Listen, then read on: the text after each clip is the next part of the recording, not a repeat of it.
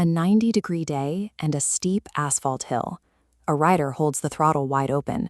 The motor strains slowly against the incline, right up until it suffers a sudden, catastrophic loss of power.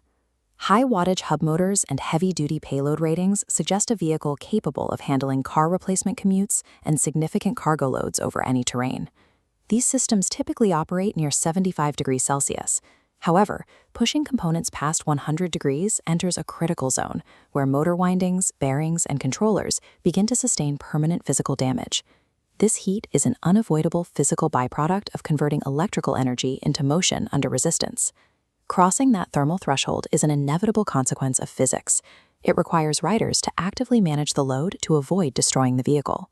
The process begins with a heavy payload moving at a very slow speed. This scenario triggers the primary source of heat in a brushless DC motor: copper losses. This chart shows the nonlinear relationship between current and temperature. Doubling the current to maintain torque quadruples the heat. As RPMs drop under heavy resistance, the motor fails to produce motion, converting electricity directly into heat. This internal temperature spike occurs invisibly within the copper windings, long before the exterior motor shell feels hot to the touch. Treating a scooter like a low-speed tractor alters its electrical efficiency. The internal circuitry begins dissipating the battery's output as radiant heat, rather than forward movement. The strain intensifies when attacking steep, sustained inclines. A motor spinning at high speed generates back electromotive force, or back EMF, which naturally limits electrical current. Climbing a hill slows the motor and eliminates this natural safeguard. The scooter's controller compensates by pumping maximum amperage into the motor's stator to keep the vehicle moving. This surge can liquefy the grease in geared motors and melt the plastic housing of electrical connectors, leaving the phase wires charred and exposed. A third variable often compounds this heat: underinflated tires. Low tire pressure creates massive rolling resistance. This friction forces the motor to work harder, even on flat ground, establishing a dangerously high baseline temperature. The combination of low pressure and steep inclines creates a trap that leads to forced system shutdowns or catastrophic controller failure. While climbs are a known risk, riding downhill on a long, steep descent creates a counterintuitive thermal threat. Regenerative braking acts as a sustained reverse electrical load on the system, forcing a continuous stream of electrical current back into the battery and motor.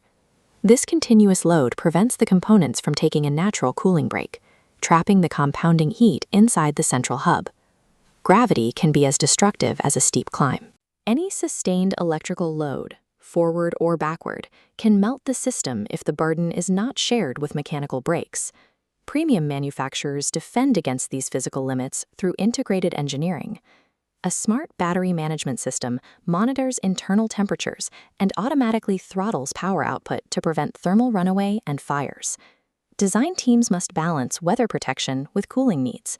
A deck sealed against rain also traps heat, requiring thermally conductive materials like aluminum to pull warmth away from the electronics. Riders can manage heat by maintaining high tire pressure to reduce friction and building forward momentum before reaching the base of a hill. Utilizing mechanical brakes on descents shares the stopping load, while a 15-minute brake allows the motor housing to dissipate heat once it becomes hot to the touch. Maintaining a steady, moderate pace allows the vehicle to glide smoothly while operating within its natural thermal limits. Mastering an electric scooter means respecting the physics of resistance.